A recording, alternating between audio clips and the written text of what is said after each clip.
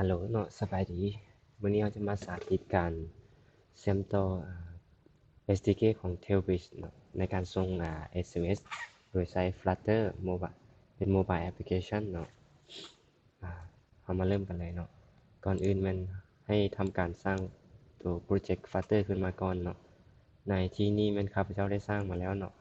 โดยที่ตอนนี้เรามีไฟล์ main เนาะแล้วก็มีฟังก์ชัน main ในการรันแอป ในในแอปเนาะเราจะมี Material App อยู่ในนี้เนาะโอเคก่อนอื่นมันหลังจากนี้เราจะต้องได้สร้างเป็นหน้าหนึ่งขึ้นมาเนาะให้ใช้ว่าเป็น Home Page ก็ได้เนาะ Home Page โอเค Home Page โอเคเป็น Material เนาะหลังจากนั้นเราจะใช้ Scaffold เนาะในการเฮ็ดหน้าHome Page เนาะโอเคเพิ่มแอปฝาเอางั้นใน Body เนาะโอเค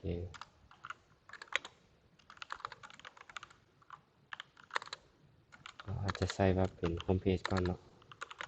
Page ตัวนี้โอเคเมื่อเราได้ Home Page แล้วเราก็ลองเอามาใส่ Material App เนาะ Set Home เป็น Home Page เนาะเพื่อที่จะให้แอปเวลารันเปิดแอป Control มันจะขึ้นหน้า Home Page ขึ้นมาเนาะเราลองทดลองรันลองเบิ่ง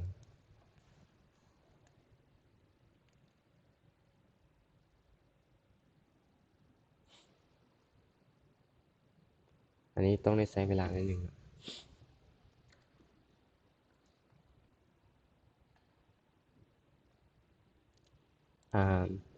สำหรับการใช้งาน Tailwind เนาะก่อนอื่นเราต้องได้สมัครใช้งานก่อนซึ่งมีแต่ใช้เบอร์โทรเนาะเบอร์โทรศัพท์ก็สามารถสมัครได้แล้วเนาะเมื่อสมัครแล้วเราสามารถล็อกอินเข้าระบบแล้วเราจะเห็นหน้าแดชบอร์ดเนาะแล้วก็เราสามารถที่จริงแล้วเราสามารถส่งข้อมูลผ่าน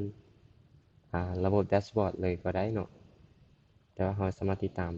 เมสเสจที่ถูกส่งไปผ่านหน้าแดชบอร์ดได้คือกันอยู่นี่สำหรับการใช้งานมันจะมีคู่มือเนาะคู่มือการใช้งานอยู่นี่อยู่ในหน้าแดชบอร์ดแล้วก็คู่มือการใช้งาน SDK เนาะขึ้นกับ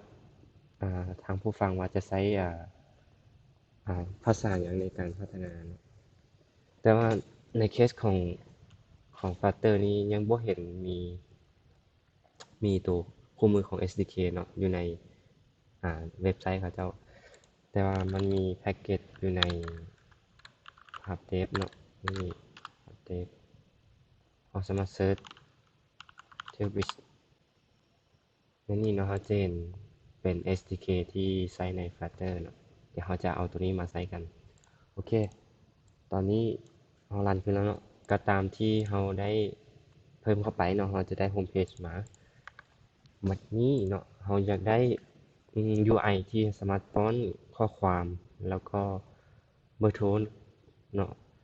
แล้วหลังจากนั้นเราสามารถทำการกดปุ่มเพื่อส่งเมสเสจไปหาเบอร์โทรนั้นได้โอเคขออนุญาตเบิ่งโค้ดที่เคยเขียนไว้เนาะเพื่อเป็นการประหยัดเวลาเนาะทางนี้ข้าพเจ้าจะขอ Copy โค้ดเก่าที่เคยเขียนไว้แล้วเนาะใน UI อยู่ในโฮมเพจเนาะครับอาจจะเพิ่มโอเคตรงนี้จะเป็นโค้ดของ UI เนาะสำหรับการ handle ตอนคลิกนี้จะคอมเมนต์ไว้ก่อนเนาะโอเค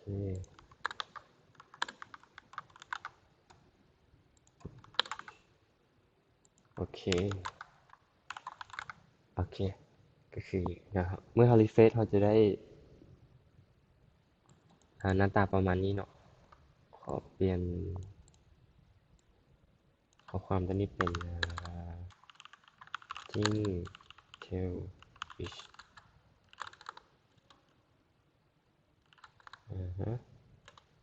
send SMS โอเคเขาใส่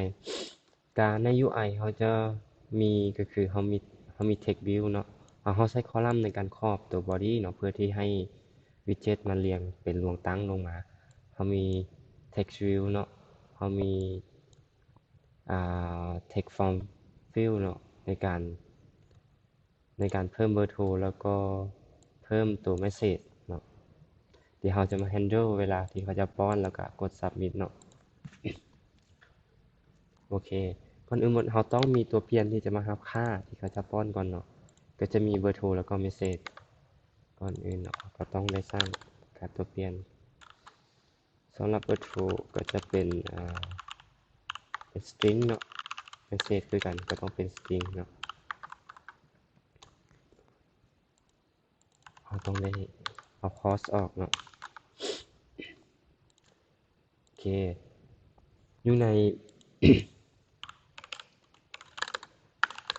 อยู่ในfail submit มันจะเป็น phone เนาะ phone number เนาะตัวนี้โอเคเพื่อให้เบิ่งง่ายเราใส่คอมเมนต์เติมตัว fail ที่2มันจะเป็นSMS message เนาะตัวนี้โอเคอยู่ในโฟนเราจะ handle ค่าที่มันเปลี่ยนเนาะที่ user ได้ป้อนเข้ามาเนาะก็คือให้โฟนเท่ากับ value เนาะส่วน message คือกันแป๊บนึงเนาะอันนี้เราต้องใส่เป็นset state เนาะเพื่อที่จะให้มันอัปเดต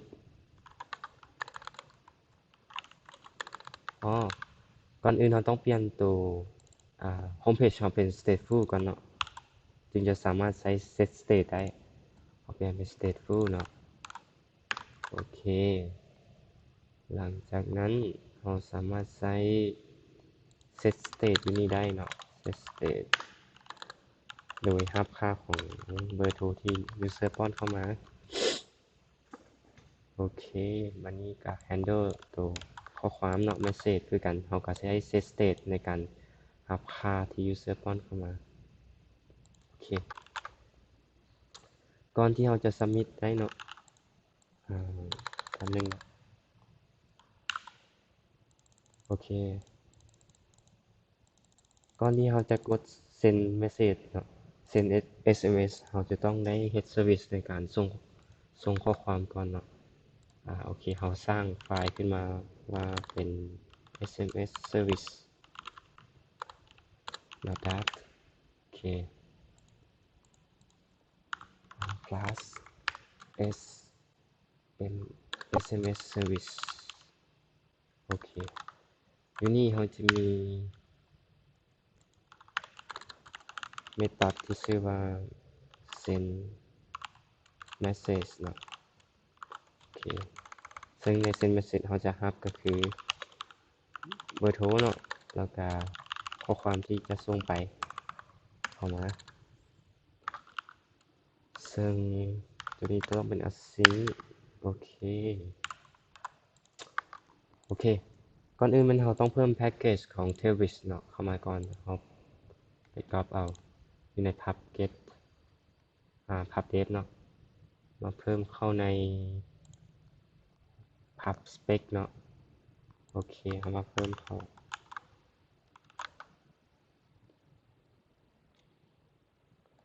โอเคเมื่อเพิ่มสำเร็จแล้วเรามาเบิ่งตัว document ของอยู่ใน pub dev เนาะเราจะเห็นว่ามันมีสวิตช์ในการส่ง SMS ซึ่งสิ่งที่เราต้องการคือ client ID แล้วก็ secret ID ตัวนี้โอเคเราอาจจะก๊อปตัวโค้ดเข้ามาเนาะมาเพิ่มเข้าโอเคเราก็ต้อง import ตัว class จาก package ของ Tailwind เข้ามาตัวนี้เราจะใส่ title ของ message ว่าเป็นตัวอย่างว่าเป็น news เนาะเป็น new โอเค new ส่วน message กับ phone number อันนี้เนาะเราจะเอาออกเพราะว่าเราจะรับค่ามาจาก user โอเคฉะนั้นเราต้องเปลี่ยน phone number อยู่นี่เนาะก่อนอื่นมันเราจะเซตเฉพาะเบอร์ที่เป็น20ขึ้นหน้าเนาะแล้วก็รับเบอร์โทรมาจาก user เนาะ message คือเราก็รับมา user โดยตรงตัวนี้โอเคส่วนในเรื่องของ client แล้วก็ secret เนาะตัวนี้เราจะต้องไปเอาในแดชบอร์ดของ Telvis เนาะตัวนี้ตัวอย่างอันนี้เป็นของข้าพเจ้าเองเนาะเราสามารถเข้าไปเบิ่งในตั้งค่าโอเคมันจะมี client ID เนาะแล้วก็ secret ID ตัวนี้เนาะเราประกอบเข้ามาเนาะโอเคแล้วก็โอเคก๊อป secret มาวางโอเคเมื่อเราได้แล้วเนาะสวิตตัวนี้ก็น่าจะพร้อมใช้งานแล้วแหละโอเคเรากลับมาในหน้าโฮมเพจของเราเนาะเราจะ handle ตัวปุ่มกดส่งเมสเสจเนาะในนี่เนาะก่อนอื่นเราต้องมี SMS service ก่อนเนาะส่วนเรากับประกาศอยู่ด้านเทิงของคลาสไซต์เนาะตัวนี้เราอาจจะเป็น final SMS service เท่ากับ SMS service เข้ามาเนาะโอเคก่อนอื่นเราต้องเช็คก่อนเนาะในการ handle ก่อนจะส่ง message เราต้องเช็คว่าตัว message กับเบอร์โทรนั้นบ่เป็น null เนาะเพื่อที่จะป้องกันเวลา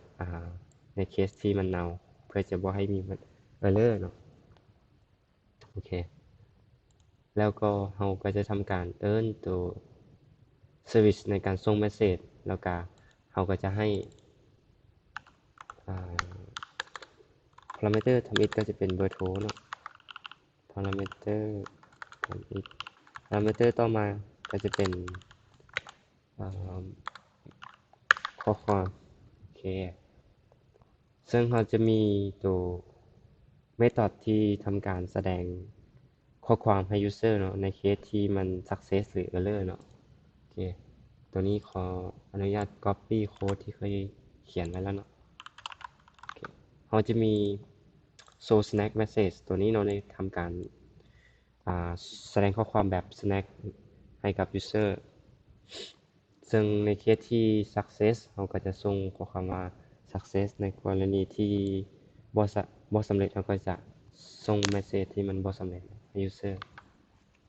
โอเคตอนนี้ก็น่าจะครบแล้วเราจะทดลองส่งข้อความโอเคก่อนอื่นก็ให้ป้อนเบอร์โทรเนาะอันนี้เป็นเบอร์ของข้าพเจ้าเองเนาะโอเคอาจจะใส่ว่าสบายดีอาจ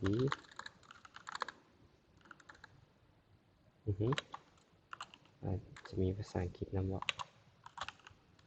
อาจจะต้องมีใส่ว่า hello เบอร์นั้นโอเคลองส่งปุ๊บโอเคซึ่งมันแจ้งเตือนมาส่ง success เนาะลองมาเบิ่งอยากรู้ว่าส่งสำเร็จบ่สำเร็จเราสามารถตรวจสอบในเมนูข้อความเนาะโอเคเนี่ยมันจะมีเมสเสจตัวใหม่ที่ขึ้นก็คือ 7:48 เนาะส่งไปเบอร์ของที่เราป้อนเข้าไปก็ถือว่าสำเร็จเนาะในเคสนี้ก็จะเห็นว่าเราสามารถใช้แพ็กเกจที่มานำที่ทาง Telvis เพิ่นpublish มาเนาะในการส่งข้อความสิ่งสำคัญคือเราต้องมี client กับ secret ตัวค่าตัวนี้เนาะเพื่อที่จะทำการส่งเมสเสจโอเคสำหรับวิดีโอนี้ก็จะขอจบเพียงเท่านี้เนาะขอบใจหลายๆที่เบิ่งเนาะ